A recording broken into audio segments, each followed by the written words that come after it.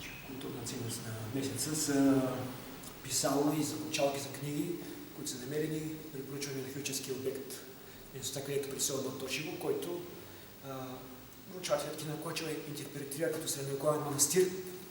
Това са едни изключително редки паметници за региона на град Габрово. Много интересно доказателство и важно за средновековната писмена култура и за степента на образованост при тази епоха. Писалото, както може да видите, е едно конусообразно издължено тяло, чиято изострена предна част пише върху насмолената, върху покрита с восък дъска, а със задната част, която е оформена плоско като лопатка, със задната част се изтрива написаното. И всъщност това е точно за упражнения в грамотност.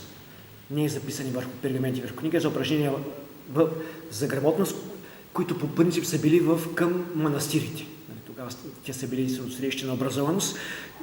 Много така любопитни са закопчалките за книги. Едната, по-малката, представлява скоба. Скоба за копчални, която се слага на левия капак, преден капак на книгата, който е дървен. А другата, която е това клинообразно тяло отгоре с главичка, то пък влиза в тази скоба и всъщност то всъщност закопчава вече книгата, като целта е да се предпази замърсяването на нейните страници от прах, от паразити, от насекоми, които в тази епоха представляват голям бич за произвежданите с такъв голям труд книжовни паметници.